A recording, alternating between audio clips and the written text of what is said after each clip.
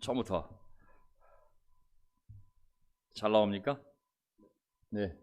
오늘 설교 제목은 스가랴서 2장 3장 말씀 불에서 꺼낸 타다 남은 나무 토막이라는 제목으로 말씀을 전할 거고요. 오늘 주제는 메시아와 참된 번영, 참된 평화라는 주제를 가지고 오늘 말씀을 전하도록 하겠습니다. 하나님의 나라는 쟁기 잡은 사람의 비유하신 예수의 말씀이 오늘 갑자기 떠올랐습니다. 쟁기를 잡고 뒤를 돌아보는 사람은 하나님의 나라에 적합하지 않다. 자꾸 뒤를 보면 안 되지 않습니까? 우리 삶에 무엇이 생겼든지 간에 홍수가 되었던 장마가 되었던 아니면 태풍이 되었던 무엇이 되었든지 간에 우리는 하나님의 나라는 계속 앞으로 나갈 거거든요. 또 예수님의 복음도 땅끝까지 전파될 것이고 성령님은 계속 우리를 앞으로 전진하게 하실 거거든요. 그래서 우리가 어떤 어려움 속에 있어도 잠시 멈출 수 있고 더 생각할 수는 있지만 뒤를 돌아보는 것은 어리석은 행동인 것이죠. 롯의 아내가 뒤를 돌아보았다가 소금 기둥이 되어서 우리에게 놀라운 경고가 되지 않았습니까? 우리는 하나님 나라 안에서 이미 쟁기를 잡은 사람들입니다. 어떤 어려움이 와도 앞을 향하여 우리 계속 나아가면 될 것 같습니다. 아멘. 자, 이러한 제목과 주제를 가지고 오늘 설교 요점은요 딱 세 가지입니다. 하나님께서 직접 스가랴서 2장 3장 말씀을 보게 되면 내가 너의 불성벽이 되리라. 이게 무슨 말이냐면 나중에 본문을 보면 알 수가 있습니다. 내가 너희 도시의 불성벽이 되리라. 두 번째 포인트, 내가 너에게 완전히 새로운 옷을, 정말 거룩한 옷을, 새 옷을 입히리라. 세 번째, 그날이군요. 그날에 서로 자기 이웃을 초대하리라. 이게 지금은 무슨 의미인지 모르겠지만 이제 본문과 엮어서 흘러가다 보면 이 세 가지 문장이 어떤 의미인지를 정확히 알 수가 있습니다. 자, 이 하나님의 말씀을 가지고 제가 한번 진행하도록 하겠습니다. 자, 아까 월명합하는 의미에서요. 우리 지난주에 한국교회 연합예배를 드렸고 그리고 우리 강동진 목사께서 설교를 했습니다. 자, 설교 제목이 실현의 때에 여러분은 무엇을 하고 계십니까? 라는 제목이었습니다. 결론은 무엇이냐면 우리 삶에 또 공동체, 가족의, 국가에 어떤 어려움이 오든지 간에 그때야말로 우리가 하나님께로 가야 할 때라고, 그때 하나님께 물어야 될 때라고 기도하는 것에서 말씀을 전했고요. 또 하나님의 말씀을 더 의지하는 것에 대해서 더 배웠습니다. 그리고 앞으로 나아가기 위하여 또 믿음의 친구들이, 믿음의 우정이 필요함을 얘기해 주었습니다. 이걸 통하여 말씀을 연구하고 더욱 기도하고 또 형제자매들과 연결되어져서 함께 싸워나가면서 더욱 더 하나님께 가야 한다는 것이 메시지의 중심 내용이었습니다. 왜냐하면 하나님으로부터 평화가 오고 하나님께로부터 위로가 오고 하나님께로부터 희망이 오고 또 하나님께로부터 그 희망을 향하여 달려갈 수 있는 힘을 얻을 수 있기 때문입니다. 그래서 우리가 말씀, 또 기도, 영적인 이런 친구들 관계를 통해서 하나님께로 달려가서 그곳으로부터 이러한 힘을, 위로와 평화를 그리고 희망을 찾는 시간이 될 거라고 했습니다. 각자의 상황에서 할 수 있는 일들을 해나가다 보면 코로나 발생한 지 이제 7개월, 8개월 넘어가는데요. 하지만 각자의 상황에서 할 수 있는 일들을 해나가다 보면 언젠가 하나님의 은혜로 살 길이 열릴 것이고 우린 다시 하나님의 영광을 보게 될 줄 믿습니다. 아멘. 그 믿음을 가지고 오늘도 최선을 다하여 하나님의 시간을 가지고 우리가 할 수 있는 최선을 다하는 것입니다. 첫 번째 포인트, 내가 너의 불성벽이 되리라. 이제 2장 말씀부터 들어가 보겠습니다. 2장 말씀. 자, 측량줄을 가진 사람의 환상. 8개 환상이 이제 6장까지 나오는데 이제 1장에 이어서 바로 이전에 네 뿔과 네 대장장이의 환상을 보았죠. 그 전에는 붉은 말 환상을 화석류 나무 사이에 선 사람과 붉은 말 비유를 보았습니다. 그리고 오늘 세 번째 이제 측량줄 가진 사람의 환상을 들어가겠는데요.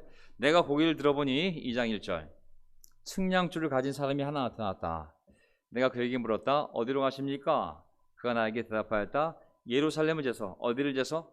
예루살렘을 재서 그 너비 길이 얼마나 되는지 알려고 간다. 자, 이 측량 재는 거잖아요. 이 측량이란 행위는 성경에서 보게 되면, 특히 구약에서 보면은 어떤 것을 재건하려고 할 때, 어떤 것을 세우려고 할 때 그것을 복주고 번영시키려는 하나님의 전초적인 행위임을 알 수가 있습니다. 이제 포로들이 다시 고국에 들어와 성전을 재건하려는 노력을 할 때 하나님은 다시 예루살렘을 회복시키고 번영시키겠다는 그 계획을 이런 환상을 통해 보여주신 것이죠. 측량한다는 것은 무엇인가 다시 지으려는 작업이잖아요. 또 분명한 의지고. 그래서 이 사람이 예루살렘을 내가 재러 간다고. 왜? 다시 그 도시를 재건하고 번영시키기 위해서. 4절 그에게 말하였다. 너는 저 젊은이에게 달려가서 이렇게 알려라. 예루살렘 안에 사람과 짐승이 많아져서 예루살렘이 성벽으로 들을 수 없을 만큼 커질 것이다. 자, 예루살렘 안에 있는 사람과 짐승이 많아져서, 이것은 무슨 얘기겠어요?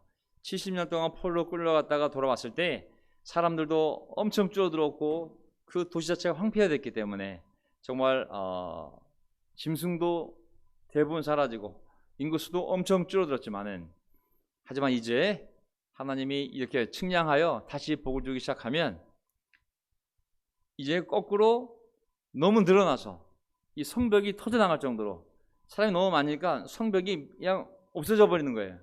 성벽을 들을 수 없을 만큼 커질 것이다. 성벽이 없는 도시가 될 것이라고. 이것은 무슨 말이냐면 70년 동안 폐허가 된 도시, 하나님의 벌을 받아 징계를 받아 정말 70년 동안 폐허가 된 도시이지만, 사람과 짐승 모든 것이 다 엄청나게 숫자가 든 도시이지만 하나님이 다시 복을 주시면 이 폐허가 된 도시가 다시 번영할 거라는, 오히려 이전의 성벽이 너무 적게 느낄 정도로, 작게 느낄 정도로, 좁게 느낄 정도로 하나님이 번영시킬 거라는 이 약속인 것이죠.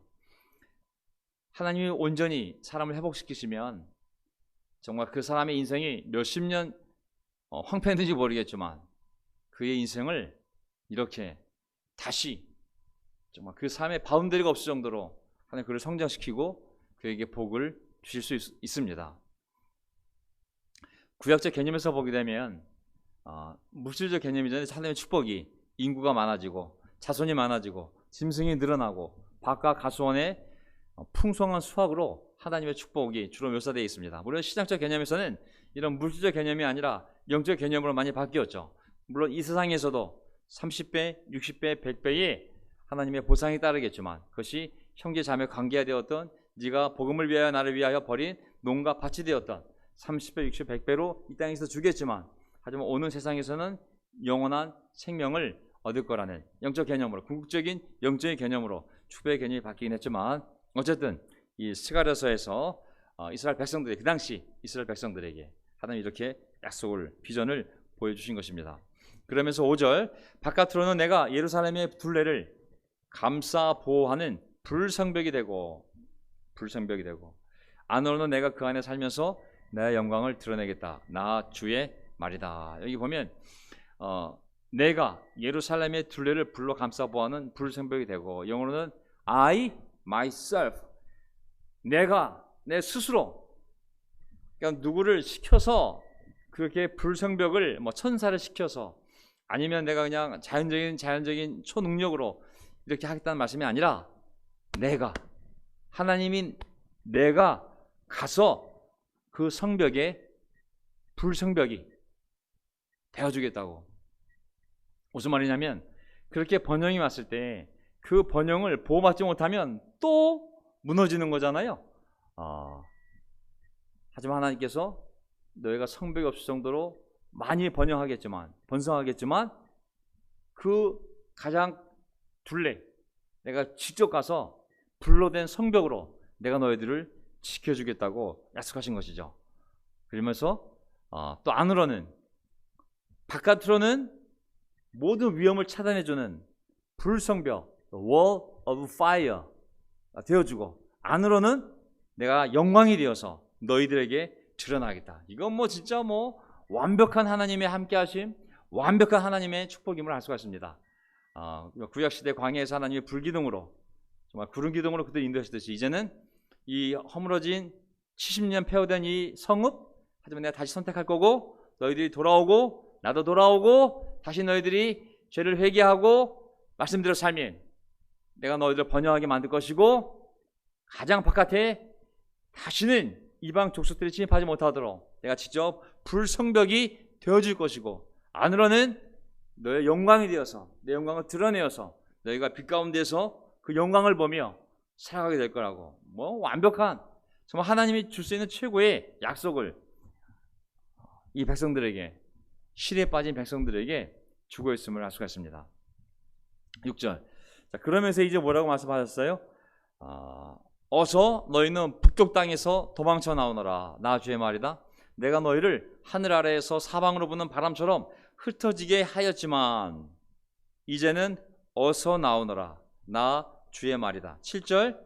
바빌론 도성에서 살고 있는 시온 백성아 어서 빠져 나오너라. 북쪽 땅은 결국 바빌론을 얘기하는 거잖아요. 하나님께서 흩어버렸다고. 하지만 지금은 다시 불러 모으고 있다고. 돌아오라고.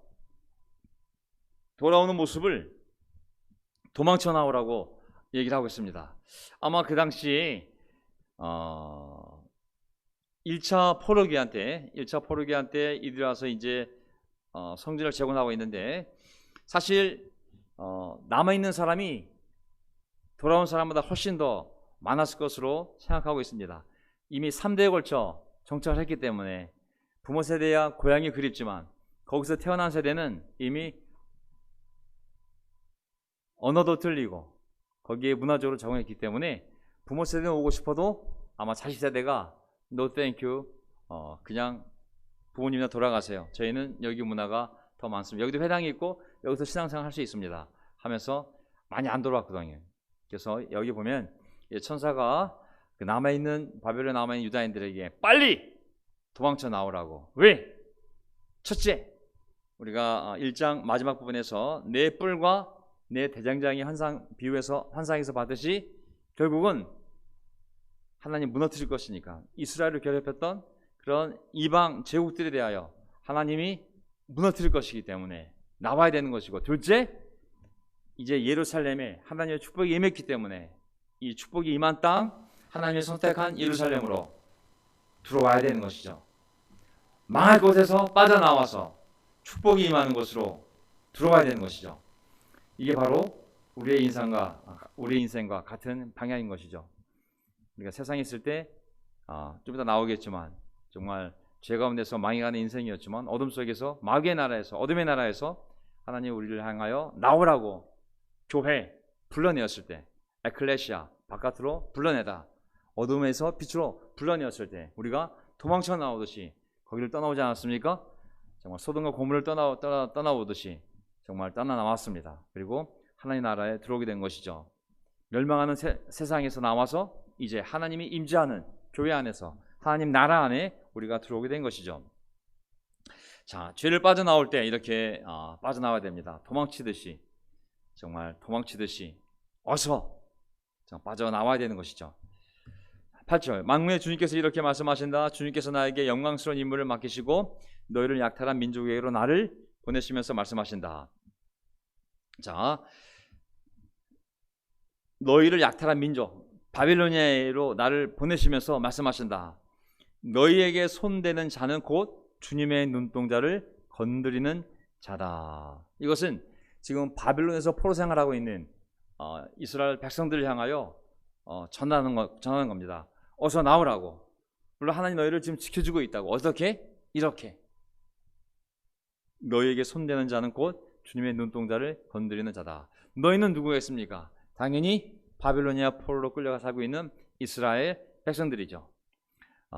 그들은 정말 그 지방에서 생각해 보면 가장 만만한 족속이 아니겠습니까? 나라도 없고 나라는 사라지고 정말 포로로 끌려온 노예 같은 정말 족속들이기 때문에 그 주변 사람들이 가장 공격하기 쉽고 가장 만만한 족속이 바로 이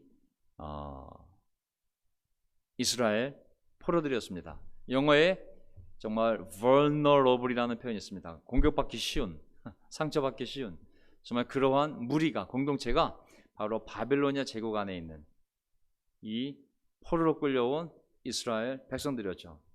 남들이 보기에 가장 보잘것 없는, 정말 그냥 가다가 툭 때리고 싶은 만만한 그러한 족속이었지만 하나님은 그들을 향하여 뭐라고 그랬냐면 너희는 나의 눈동자라고, 너희를 건드리는 사람들은 내 눈동자, 하나님 눈동자 걸리는 것이라고 알고 있으라고.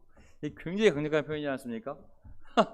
존재는 가장 미약한데 하나님은 그 가장 미약한 그 공동체를 자신의 가장 예민한 눈동자로 비유해서 그 백성을 건드리지 말라고, 그 백성은 내 백성이요 내 눈동자라고, 이만큼 하나님께서 자기 백성을 보호하겠다는 것을 말씀하고 계신 것이죠. 내가 손을 들어 그들을 치면 그들은 저희가 부리던 종에게 노략질을 당할 것이다. 하나님의 손, 무서운 손이죠. 엄마 손은 약손이다. 하나님의 손은 무서운 손입니다. 하나님의 손을 들어 치면 그냥 끝나는 것이죠. 때로는 사람 손도 무서운데 하나님의 손이 들려서 치면 얼마나 무섭겠습니까? 얼마나 무서운지 완전히 상황이 제국이 노예가 되고 거꾸로 노예가 제국이 되는 엄청난 역사적인 소용돌이가 일어나는 것이거든요. 하나님이 그들을 치면, 바벨론을 치면 그들은 저희가 부리던 종에게, 이스라엘이 거꾸로 노략질을 당할 것이다. 완전히 역전되는 것이 바로 하나님의 손의 능력인 것이죠. 정말 한순간에 하나님의 손이 치면 한 나라의 가장 부자가 그 나라의 가장 가난한 자가 되고, 하나님의 손이 치면 한 나라의 최고의 권세자가 가장 낮은 감옥에 가서 앉아있을 수가 있고, 그 나라에서 가장 귀한 자가 하나님이 치면 가장 천한 자가 되는 것이죠. 거꾸로 하나님은 그 능력의 손으로 감옥에 있던 노예를 그 나라의 총리로 만들 수도 있고, 가장 가난한 자를 그 나라의 가장 부유한 자가 되게 하시는 것이 바로 하나님의 능력의 손입니다. 그러하기에 우리는 우리 가운데 있는 약한 자들을 볼 때 조심해야 되는 것이죠. 조심해야 됩니다. 그의 뒤에는 하나님의 손이 있으며 그의 존재는 하나님의 눈동자 같은 존재이기 때문에 우리가 이런 눈으로 우리 공동체 안에 있는, 교회 안에 있는 약한 사람들을 바라보아야 됩니다. 약하다고 약한 것이 아닙니다. 그들 뒤에 있는 하나님의 능력의 손, 그리고 그들 존재 자체가 하나님께는 눈동자 같은 존재이기 때문에 우리가 서로를 그렇게 바라보고 존중하는 것을 배우는 것이 바로 기독교 윤리입니다. 10절, 도성시온아 기뻐하며 노래 불러라 내가 간다. 야, 하나님께서 정말 이거 뭐 송대간에 쨍하고 해달라 돌아온단다 참 가사도 아니고 기뻐해라 노래해라 내가 간다 내가 간다 하나님 하신 말씀이잖아요.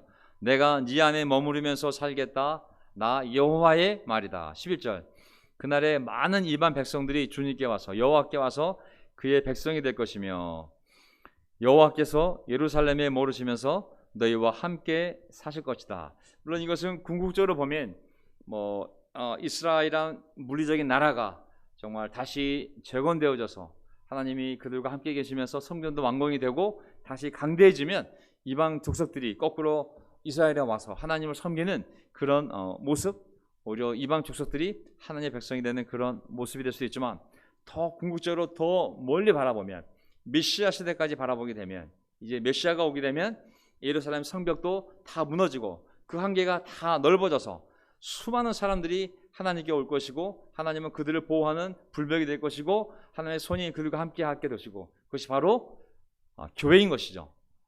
교회. 정말 그 교회는 바로 많은 사람들이 와서 유대인뿐만 아니라 많은 다른 민족이 와서 하나님의 백성이 되는 것이며, 그리고 하나님께서 그들 가운데 함께 사시는 것이거든요. 하나님의 백성이 되고 많은 나라들이 여호와 하나님과 함께 조인하게 될 거라고,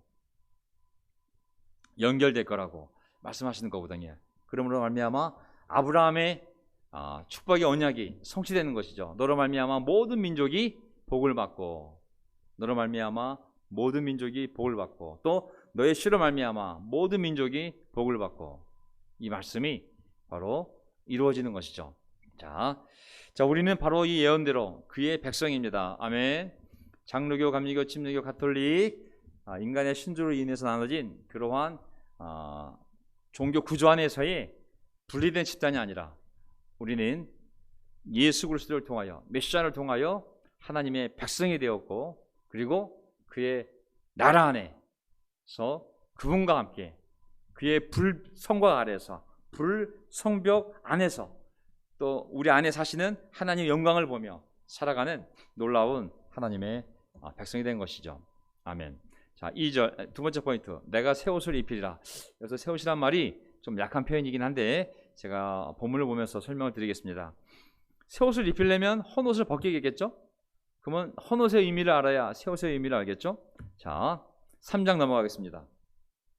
어쩌다가 2장 정리해 봅니다. 하나님께서 우리 삶에 불성벽이 되며, 우리 교회에 불성벽이 되며, 우리 가정에 불성벽이 된다면, 비록 많은 사회적인 사건, 사고, 재앙, 기근, 전쟁, 전염병이 벌어질지 모르겠지만, 그것이 안 믿는 자들을 심판하는 하나님의 심판에 쏟아질지 모르겠지만은, 믿는 자들에게는 하나님이 불성벽이 되어주셔서 다 그것을 막아주신다는 그러한 약속이지 않겠습니까? 또 보이지 않지만 우리는 하나님의 눈동자요, 우리를 건드리는 자는 하나님을 건드리는 것이거든요. 또 하나님의 능력의 손이 있어서 우리를 함부로 대할 때 그걸로 끝이 아니라, 이 땅의 법으로 끝나는 것이 아니라 하나님의 능력의 손으로 반드시 그것을 징계할 거라는 하나님의 약속이 딸린 백성임을 생각하면 우리가 얼마나 놀라운 영적인 존재인지를 알 수가 있는 것이죠. 세가 3장, 주님께서 나에게 보여주시는데, 물 한 잔 먹고 시작하겠습니다. 주님께서 나에게 보여주시는데, 내가 보니 여호수아 대제사장이 주님의 천사 앞에 서 있고 그의 오른쪽에는 그를 고소하는 사탄이 서 있었다. 여기 보면 주님의 천사하고 가로치고 제가 여호와의 사자라고 했습니다. 나중에 시간이 되면 제가 약속 드리는데 천사와 여호와의 천사 구분해서 한번 함께 공부하고 싶어요. 자, 개정개혁 같은 성경을 보게 되면 주님이 다 여호와로 표기되어 있죠. 그 다음에 천사는 사자, 울부짖는 사자가 아니라 심부름꾼, 보낸 사람이라는 의미에서의 사자라는 뜻입니다. 그래서 여기 보게 되면 갑자기 3장에 여호와 하나님께서 스가랴에게 어떤 또 환상을 보여준 거예요. 자, 어떤 모습을 보여주었냐면 여호수아 대제사장이 주님의 천사 여호와의 사자 앞에 서 있는 거예요. 하나님이 계시고 그 앞에 여호와의 사자가 있는데, 주님의 어떤 천사가 있는데, 그 천사 앞에 그 당시에 성전 재건을 위하여 온 여호수아 대제사장, 수르바벨 총독과 함께 성전 재건 공사의 책임을 맡았던 여호수아 대제사장이 서 있고, 그 오른쪽에 하나님 앞에 여호와의 사자, 그의 앞에 여호수아 대제사장, 그리고 여호수아 대제사장 옆에서 누가 서 있었냐면 사탄이 서서 에이 저 여호수아를 막 고소하는 그러한 그림이 보여졌습니다. 그걸 보고 있는 거예요. 그럼 여기 등장인물이 하나님 앞에 있는 하나님의 천사, 그리고 그 앞에 여호수아 대제사장, 인간 여호수아 대제사장, 그 옆에는 에이 하나님을 보면서, 그 천사장을 보면서 이 손가락질하는 이 사탄이 보이고 있는 거죠. 자, 여기 보게 되면 이제 약간 주석이 들어가야 되는데요. 설명을 좀 해주게 되면, 이 모습은 환상이잖아요. 하나님께서 무엇인가를 보여주는 거잖아요. 개인적으로 보게 되면 대제사장직을 맡은 여호수아에 대한 검증의 모습이고, 어떻게 보면은 또 더 넓게 생각하면 대표성의 원리라고, 아담은 인류를 대표하고 바로 이 대제사장 여호수아는 이스라엘 민족을 대표한다고 생각했을 때, 지금 사탄은 계속 트집을 잡으며 잘못된 것을 얘기하며 그가 이 직분을 감당할 수 없음을, 그 사람의 죄를 보세요, 저 옷을 보세요, 저 사람 능력을 보세요, 저 재성을 보세요, 계속 손가락질하며 고소하는 모습이 있는 것이죠. 자, 2절, 주님께서 사탄에게 말씀하셨다. 사탄아, 나 여호와가 너를 거꾸로 책망한다. 예루살렘을 사랑하여 선택한 나 주가 너를 책망한다. 무슨 말이겠어요? 사탄이 계속 저 대제사장 여호수아 자격 없습니다. 저거 보세요. 아니면 이스라엘 민족 당신이 선택한 백성들 보세요. 얼마나 형편없습니까? 정말 얼마나 비참해졌습니까? 얼마나 믿음이 없습니까? 자격이 없습니다. 이렇게 비난할 때 거꾸로 하나님은 나는 너를 책망한다고. 왜? 나는 예루살렘을 사랑한다. 이 안에 있는 사람들, 내 백성을 나는 사랑하고 선택한 하나님이라고. 난 거꾸로 너를 책망한다고. 이 사람은 보세요. 이 사람은 그랬을 때 이 사람은 한 사람으로서의 대제사장 여호수아일 수도 있고 아니면 이스라엘 백성 전체를 의미할 수도 있겠죠. 이 사람은 불에서 꺼낸, 어디서 꺼낸? 물이 아니라 불에서 꺼낸 어떤 나무 토막이다? 타다 남은 나무 토막이다. 타다 남은 나무 토막. 야, 대제사장 여호수아를 뭐로 비유했냐면 불에서 꺼낸 타다 남은 나무 토막. 지금 막 불에서 타고 있는데 반쯤은 탔어요. 내버려 두면 어떻게 되겠습니까? 다 타서 새까맣게 되거나 아니면 재가 되지 않겠습니까? 그 존재가 사라질 건데 그 도중에 타고 있는 나무대를 이렇게 꺼낸 거죠. 딱 꺼냈더니 연기는 나고 아직도 끝에서 불이 나. 새까맣게 타 있어요. 그렇게 비유한 것입니다. 이건 뭐겠습니까? 불은 뭡니까? 불은 고난, 시련, 심판 아니겠습니까? 바빌로니아 포로 생활을 얘기하는 것이죠. 정말 거기서 그 존재가 정말 심판받으며 까맣게 타들어가고 있는 것이었죠. 더 놔두면 사라질 수 있는 민족 정체성, 신앙 다 사라져서 지구상에서 살아갈 수 있는 족속이 될 수 있는 것이죠. 하지만 거기서 70년쯤 지났을 때 끄집어낸 것이죠. 그러니까 타다 남은 나무 토막이 된 것입니다. 4절에 보면 이 비슷한 배경이 어디서 나오냐면 불에 타다 남은 나무 조각이라는 조각, 그리고 그것을 끄집어내는 이런 환상과 비유는 아모스서에도 또 나와 있음을 확인할 수가 있습니다. 그 아모스서를 보게 되면 아모스 4장에 이제 북이스라엘을 하나님이 이제 비난하면서 북이스라엘이 남유다에 비해서 언니를 껴겠죠. 언니 자매로 생각한다면. 하지만 더 악했죠. 그 행위가 더 악하고 우상 숭배가 더 심했고 백성들의 삶은 남유다보다 더 타락했습니다. 왜냐하면 리더십이 더 타락했기 때문에 더 빨리 더 악하게 무너진 데가 바로 북쪽 이스라엘 백성들이었습니다. 그것을 뭐라고 했냐면 11절에 보면 나 하나님이 옛날에 소돔과 고모라를 뒤엎은 것처럼 너희의 성읍들을 뒤엎었다. 너희의 성읍은 북이스라엘의 성읍들을 얘기하는 겁니다. 그때 너희는 불 속에서 끄집어낸 나무 조각처럼 되었다. 하나님께서 완전히 아시리아의 포로로 끌려가게 하지 전에 여러 주변 민족들이 침입을 해서 정말 많은 고통을 시련을 주었거든요. 회개하고 돌아오라고. 이 아모스서는 북이스라엘이 멸망하기 전에 한참 죄 가운데 있을 때 하나님이 보낸 선지자입니다. 북이스라엘에. 그래서 뭐라 그러냐면 그때 너희는 한참 하나님이 보낸 그런 시련 속에 빠졌을 때 불 속에서 끄집어낸 나무 조각처럼 되었다. 근데 그런데도 너희는 나에게로 돌아오지 않았다. 주님께서 하신 말씀이다. 내버려 두면 어떻게 됩니까? 다 타서 그 존재가 사라지지 않습니까? 그래서 그들을 회개하지 않았기 때문에 하나님이 그거를 끄집어내지 않았어요. 남유다는 70년 포로 생활을 통하여 회개했어요. 다시 하나님을 찾았어요. 그래서 하나님은 그 타고 있는 나무 막대기를 끄집어냈어요. 그 불에서, 그 바벨론에서. 하지만 아시라의 포로로 끌려간 북이스라엘의 10개 지파는 회개하지 않았습니다. 그냥 하나님이 타게 다 내버려 두었죠. 다 사라졌어요. 북 10개 지파는 그냥 지구상에서 다 흩어져서 혼혈이 되어서 다 사라졌어요. 어디로 갔는지 아무도 몰라요. 10개 지파는 사라진 거예요. 다만 회개한 유다와 베냐민 지파, 바벨론 끌려갔던 이 2개 지파는 하나님이 끄집어내서 그 불을 끄고 다시 놀라운 나무로, 숲으로 사용을 하신 것이죠. 하나님의 자비입니다. 3절, 그때 여호수아는 냄새나는 더러운 옷을 입고 천사 앞에 서 있었다.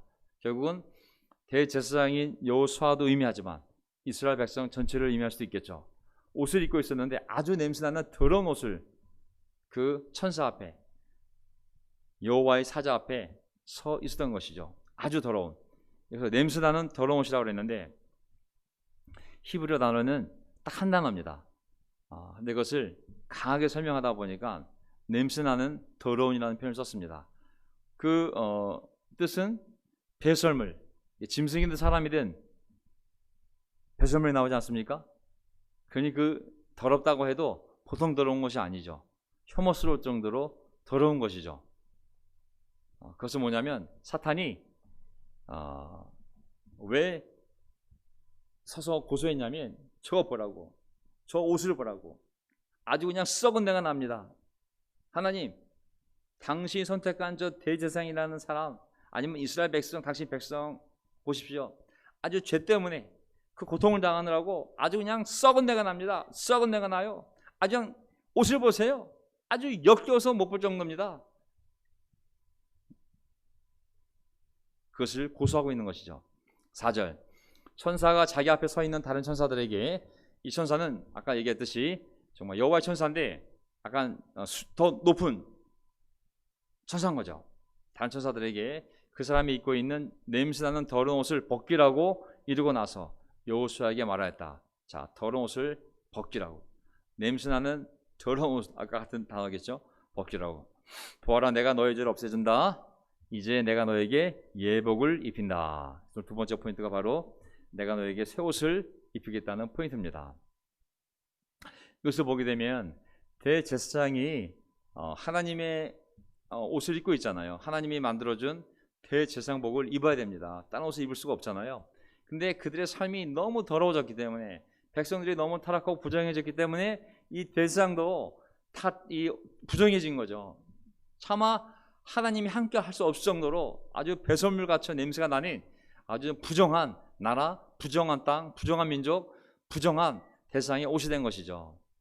그러니까 하나님께서는 그것을 버리지 않고 그 부정함을 다 제거해주고 다시 새로운 옷을 입혀서 그 민족과 그 대상을 다시 쓰려고 이렇게 하시는 거예요. 먼저 옷을 벗기라고, 더러운 옷을 벗기라고. 그래서 뭘 의미하냐면 내가 너의 죄를 없애준다는 얘기가 똑같은 거거든요. 옷을 벗긴다는 그 의미가 뭐냐면 내가 너의 죄를 없애주겠다. 그 다음에 죄가 다 없어졌을 때, 완전히 씻겨졌을 때, 몸이 깨끗해졌을 때, 그때 새 옷을 입히는 거예요. 대제사장 새 옷을. 그러면 이제 깨끗한 대제사장 옷을 딱 입고, 아니 백성들은 정말 하나님 앞에 의의 옷을 입고 다시 하나님 앞에 나가서 하나님의 일을 할 수 있는, 제사장 일을 할 수 있는 그러한 자격이 갖춰지게 되는 것이거든요. 그게 바로 이것을 의미하는 것입니다. 자, 여기 보게 되면 이거 시간 없어서 자세히 못하겠지만 어쨌든 그 더러운 옷을 벗겨내고 죄를 다 씻어내고 그리고 새로운 옷을 입혀서 이제 새로운 자격을 부여하고 그가 하나님을 위해서 일할 수 있는 기회를 주는 것, 바로 이런 모습인 것이죠. 5절, 그때 내가 그의 머리에 깨끗한 관을 씌워달라고 말하니, 머리에 관을, 스가랴가 얘기한 거죠. 천사에게. 천사들이 그의 머리에 깨끗한 관을 씌우며 예복을 입혔다. 관을 씌운다는 것은 아시죠? 레위기 규정을 보게 되면 제사장이 머리에 관을 쓰게 돼 있잖아요. 하나님이 규정한 관을 쓰게 돼 있습니다. 반드시 관과 옷을 입어야지만 그 성소에서 일할 수가 있잖아요. 그동안 주님의 천사가 줄곧 곁에 서 있었다. 이 주님의 천사는 좀 센 천사예요, 그렇죠? 나중에 설명드리겠습니다. 이것은 나중에 설명드릴게요. 자, 그래서 완전히 새로운 관, 깨끗한 옷을 입고 정말 새롭게 출발할 수 있는, 일할 수 있는 자격이 주어졌음을 알 수가 있습니다. 자, 제가 시간이 될지 모르겠지만 여러분 집에 계시죠? 어쨌든 요즘 달리 모일 수도 없고 그렇기 때문에 제가 성경 공부하는 의미에서 제가 이것만 하고 마치도록 하겠습니다. 성경 이야기는 어떻게 보면 옷의 이야기예요. 옷의 이야기. 참 재미난 표현인데, 성경을 보다 보면 창세기부터 시작을 해서 요한계시록까지 옷의 이야기입니다. 옷의 이야기. 옷. 왜냐하면 여기에 여호수아의 더러운 옷을 벗기고 새 옷을 입히는 걸 통하여 강력한 메시지를 전달하잖아요. 성경은 인간의 죄와 관련해서 이 옷들이 어떻게 변화되어지는지 옷을 통하여 하나님의 구원 역사를 설명해 나가거든요. 제가 어차피 이 부분이 됐기 때문에 제가 아주 설명을 마저 드리도록 하겠습니다. 자, 창세기 3장 7절을 보게 되면 이제 아담 하와가 이제 죄를 짓고 숨고 다시 발견되고 그리고 하나님의 저주를 받고 그리고 마지막 이제 이 모습이 나옵니다. 7절 보세요. 그러자 두 사람의 눈이 밝아져서 아담과 하와 먹지 말라는 동산 중앙에 있는 과일 열매를 먹고 있게 된 겁니다. 자기들이 벗은 몸인 것을 알고, 벗은 몸은 문제 되지 않았습니다. 죄를 지은 다음에 벗은 몸인 것을 알고 무화과 나무 잎으로 치마를 엮어서 몸에 가렸다. 인류가 최초로 하나님 창조했을 때 하나님 앞에서 수치심이 없었어요. 그냥 벌거벗으면 그대로였어요. 죄가 없었기 때문에 부끄러운 게 없었어요. 하지만 죄를 지니까 부끄러움을 알게 되었고 벌거벗은 것을 부끄럽게 여기게 되었어요. 그래서 그들이 스스로, 인간 스스로 부끄러움을 가리는 무엇인가를 만들었어요. 그게 바로 무화과 나무 잎이에요. 무화과 나무 잎으로 치마를 만들어서 가렸다고 그랬어요. 하지만 이 모습도 부끄러워서 숨었어요. 인간이 만든 옷으로 그 수치를 가릴 수 없었기 때문에 그들은 숨을 수밖에 없었어요. 하지만 21절을 보게 되면 이제 주 하나님이 가죽옷을 만들어서 아담과 그의 아내에게 입혀주셨다. 옷을 최초로 만드신 분은 사람이 아닙니다. 사람이 이성으로 날씨가 추운데 옷 좀 만들어 입을까? 절대 아닙니다. 에덴 동산에서는 이게 기후 변화가 오기 전에 정말 천국이잖아요. 옷이 필요가 없었어요. 하지만 이들이 죄를 지고 나서 그 죄의 수치를 가리기 위하여 그들이 만든 옷이 아니라 하나님 만들어준 옷이 최초 옷입니다. 그게 바로 가죽옷입니다. 가죽옷은 뭘 의미하겠습니까? 가죽옷, 짐승의 가죽이잖아요.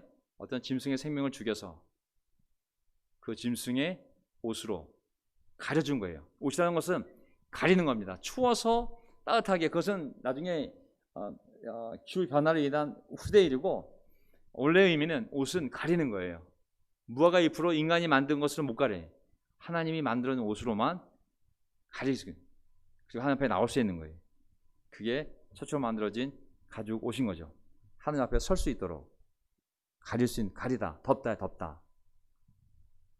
그 레위기도 보게 되면 하나님의 집에서, 하나님 앞에서 일하는 자들인 제사장들은 반드시 하나님이 정해놓은 옷을 입고서만 하나님의 집에서 하나님 앞에서 일을 할 수가 있었습니다. 하나님이 규정해준 옷에 대한 규정이 레위기에 정확하게 대제사장의 옷, 그리고 제사장 옷이 다 나와 있어요. 인간이 절대로 지멋대로 이것 집어 저것 집어넣고 절대 못 만듭니다. 하나님 앞에 나가려는 사람, 하나님 앞에서 서 있으려면 반드시 그들의 부정함을 막는 하나님이 정해놓은 옷을 입어야만 되는 것이죠. 그 옷은 인간의 부정함을 가려주어서 하나님 앞에 설 수 있게 보호해주는 역할을 하는 것이죠. 왕의 의복 규정은 없어요. 예언자도 의복 규정이 없어요. 하지만 하나님의 집에서 하나님이 계신 그 법기가 있는, 지성소가 있는 그곳에서 일을 하는 사람은 반드시 하나님이 정해놓은 그 옷을 입어야지만 하나님 앞에 설 수 있는 것이죠. 근데 보세요. 이사 64장을 보게 되면, 그러나 주님 보십시오. 주님께서 진노하신 것은 우리가 오랫동안 죄를 지었기 때문입니다. 우리가 어찌 구원을 받겠습니까? 우리는 모두 부정한 자와 같고 우리의 모든 의는 더러운 옷과 같습니다. 자, 이 더럽다, 부정하다, unclean, impure, 깨끗하지 않은 거, 더럽다는 것은 뭐겠어요? 결국은 하나님 앞에 나갈 수 없는, 하나님 성전에 들어갈 수 없는 그러한 상태를 말하는 거잖아요. 인간의 의는, 여기 보면 인간의 의는 자기가 열심히 살든 봉사활동을 하든 착하게 박사가 되었든 아니면 뭐가 되었든지 간에 인간이 자기 나름대로 무화과 나무 잎처럼 가린 것들이 있잖아요. 많은 죄가 있음에도 불구하고 그래서 저는 이런 사람입니다, 내놓을 수 있는 명함이 될 만한 착한 모습들, 이런 것들은 다 더러운 옷과 그냥 부정한 옷. 하나님 보시기에 넌 올 수가 없어. 우리는 그걸 명함으로 내밀잖아요. 무화과 잎처럼 딱 가리고 나서 저 나름대로 열심히 살았습니다. 저 열심히 좀 저기도 착하게 산 사람이에요. 법 없이도 살 수 있는 정도 수준에 마음은 때리지 않고 뭐 하지 않고 나름대로 열심히 성실하게 착하게 살아온 사람입니다 하고 하나님 앞에 이렇게 자기 옷을 내미는 사람이 있어요. 그 옷 가지고는 하나님 앞에 나갈 수가 없어요. 다 부정한 거예요. 그것으로는 인간이 지은 죄악을 가릴 수가 없는 거예요. 그래서 여기 보면 인간의 모든 의는 더러운 옷, 부정한 옷이라고. 하나님 앞에 나갈 수가 있는 것이 아니에요. 이사야 61장 10절 나는 주님 안에서 크게 기뻐하고 이사야 61장 10절 내 영혼은 나의 하나님 안에서 즐거워하리니. 왜 내가 주님 안에서 기뻐하고 내 영혼이 하나님 안에서 즐거워하냐면 이유가 분명한 거예요. 이게 뭐냐면 신랑이 관을 쓰듯 신부가 폐물로 단장하듯 하이라이트 그 존재의 그 가장 핵심적인 부분이 바로 신랑이 관을 쓰고 신부가 폐물로 단장하는 거고요. 그런 것과 똑같이 어떤 인간 존재가 나에게 구원의 옷을 입히시고 의로움의 겉옷을 둘러주셨기 때문이다. 한 영혼이, 한 존재가 하나님 안에서 기뻐하고 즐거워할 수 있는 것은 뭐냐면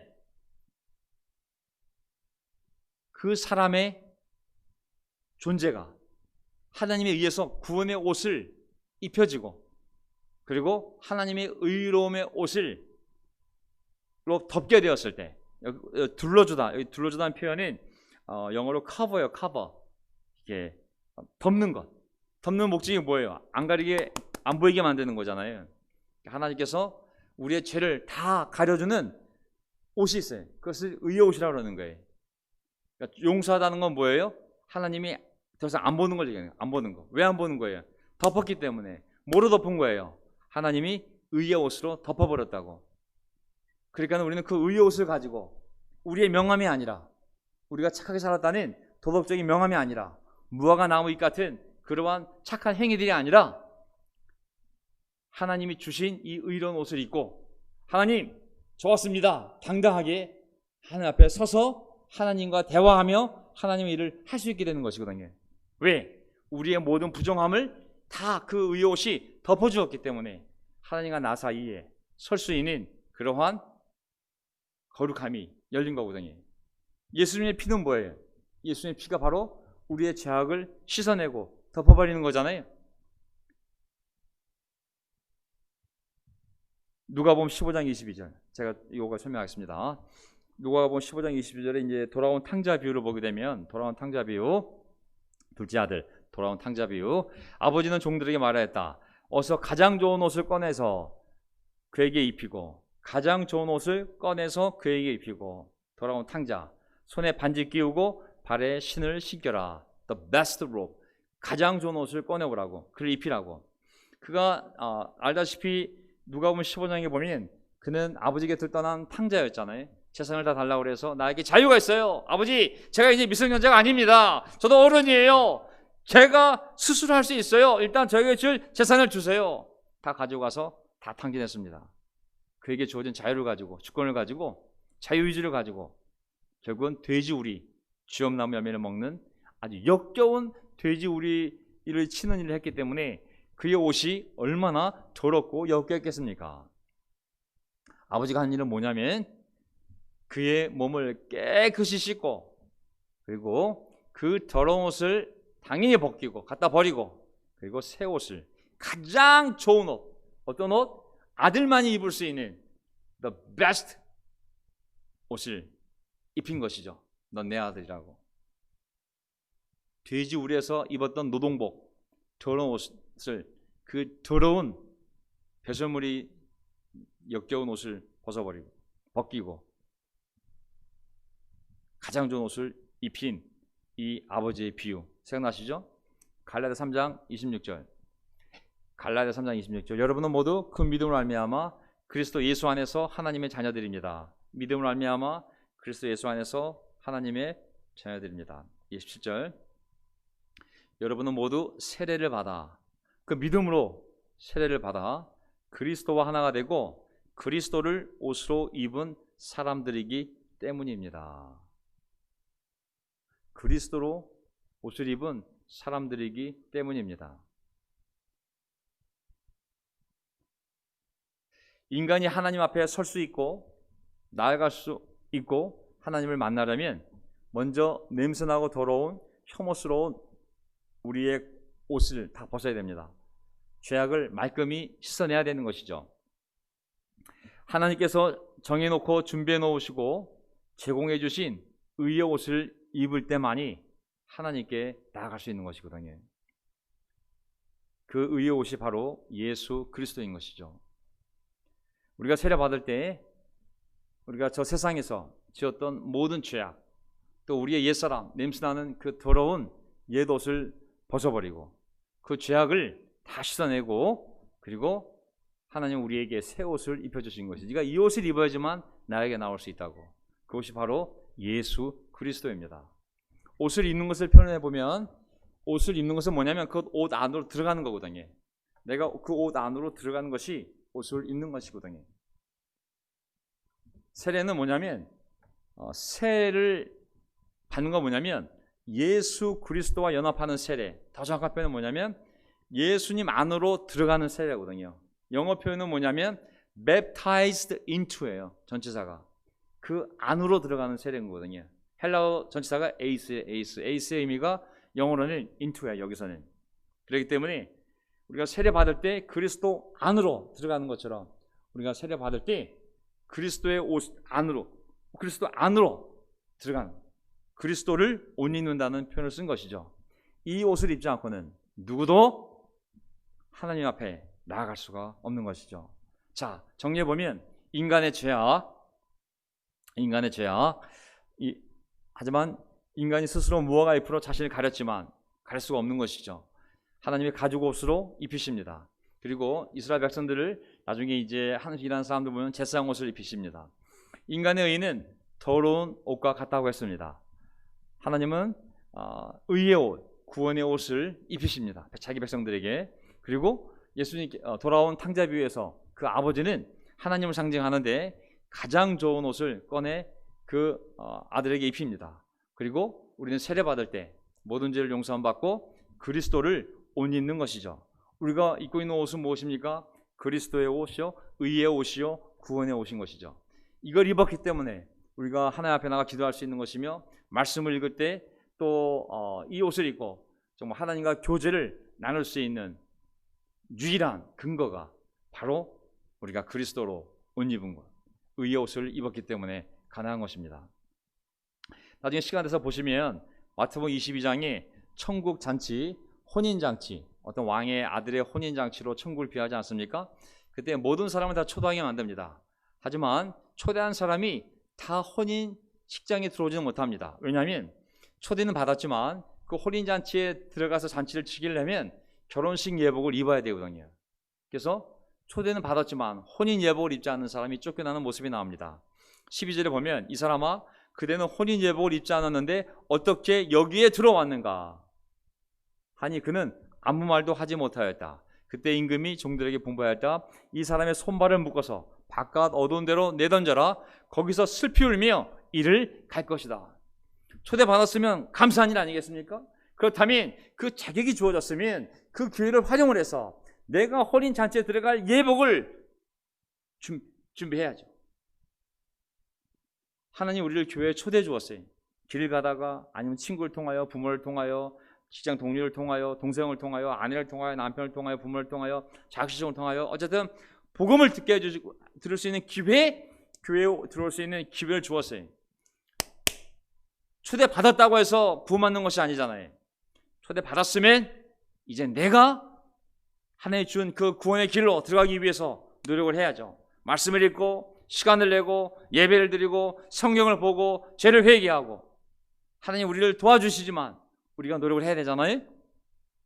하지만 우리가 회개하지 않고 믿으려고 하지 않고 세례받지 않는다면 교회까지 초대받는지 모르겠지만 그는 이 혼인잔치에 들어갈 수가 없는 것이죠. 결국은 천국 안으로 들어갈 수가 없는 것이죠. 교회까지만 초대를 받았을 뿐 그는 하나님의 구원의 초대에 정중하게 겸손하게 응하지 않은 것이죠. 천국을 보게 되면 다 옷을 입고 있습니다. 천국을 보게 되면 요한계시록 공부할 때 제가 안타깝긴 하지만 다 하지 못했는데 앞부분만 했는데, 천국을 보게 되면 요한계시록 3장 5절을 보더라도 한 교회에 대하여 너희가 끝까지 이기면 흰옷을 입게 될 거라고. 천국은 신앙의 승리자들이 다 흰옷을 입고 있습니다. 요한계시록 6장 7장을 보게 되면 허다한 무리들, 셀 수 없이 많은 허다한 무리들, 많은 언어, 민족, 종족, 국가로 된 허다한 무리들이 그 22장로와 함께 둘러서 있는데, 거기 보게 되면 그들은 전부 다 흰 모시옷을, 순교를 당한, 예수를 위하여 순교를 당한 사람들도 다 흰 두루마리를, 흰 모시옷을 다 입고 있습니다. 천국은 다 흰옷 입은 사람들입니다. 구원받은 사람들인. 그 19장을 보게 되면 이제 사탄이 심판을 당하고, 음녀 그리고 그 바벨론 도시가 심판을 당하고, 이제 드디어 혼인잔치가 열릴 때, 천국에서 교회와 어린 양 예수 그리스도와의 혼인잔치가 열릴 때, 그때 뭐라고 그랬냐면, 할렐루야, 주 우리 하나님 전능하신 분께서 왕권을 잡으셨다. 기뻐하고 즐거워하며 하나님께 영광을 돌리자. 7절, 어린 양의 혼인날이 드디어 이르렀다. 그의 신부는, 교회는 단장을 끝냈다. 신부에게 빛나고 깨끗한 모시옷을 입게 하셨다. 이 모시옷은 성도들의 의로운 행위다. 신부에게 빛나고 깨끗한 모시옷을 입게 하셨는데, 이 모시옷은 성도들의 의로운 행위이다. 자, 벌거벗은 신부가 있겠습니까? 최고로 빛나는 아름다운 하얀 드레스를 입고 신부가 신랑을 향하여 걸어 들어오지 않습니까? 천국에서 우리가 예수를 만나러 갈 때 교회는 바로 이렇게 빛나고 깨끗한 모시옷을 입게 되어 있습니다. 그것은 바로 성도들의 의로운 행위라고 그러거든요. 이 땅에서 하나님께서 우리에게 의의 옷을 입혀주셔서 의로운 삶을 살게 하셨습니다. 이제 우리 살아있는 동안 정말 거룩하고 선한 일을 하며 살아갈 때, 우리가 언젠가 천국에서 다시 예수님을 만날 때 우리의 의로운 삶이 또 하나님 주신 우리에게 주신 그 의로운 옷과 함께 이 아름다운 신부옷이 되어서 예수님을 만날 수 있는 그러한 신부의 옷이 되는 것이죠. 여기까지 하겠습니다. 세 번째 포인트가 있는데 어쨌든 여기까지는 갈 수 없을 것 같고요. 그래서 결국은 여호수아 대제사장이 스룹바벨과 함께 새 성전을 지을 때 여호수아 대제사장도 하나님 앞에 이렇게 아름다운 새로운 대제사장 예복을 받고 자신 있게 정말 힘차게 하나님의 일을 할 수 있게 된 것처럼, 이스라엘 백성들도 다시 한번 하나님의 의의 옷을 입게 되어서 다시 하나님의 백성으로서 하나님을 섬기며 제사하며 살아갈 수 있는 그런 새로운 출발점 자격을 얻게 된 것이죠. 궁극적으로 그것은 메시아를 통하여 모든 사람들이 죄를 용서함 받고 하나님의 새로운 옷, 결국은 의의 옷이요 구원의 옷인 예수 그리스도로 옮기는 것을 의미하는 것이며, 더 궁극적으로는 다시 오실 메시아, 세상의 종말에는 바로 어린 양과 함께 혼인잔치를 올릴 이 신부인 교회가 있게 될 그런 빛나고 아름다운 그러한 옷을 의미하는 것이기도 합니다. 자, 오늘 약간 내용이 길긴 했지만 이런 의미에서 오늘 스가랴 3장을 여기까지 정리하도록 하고요.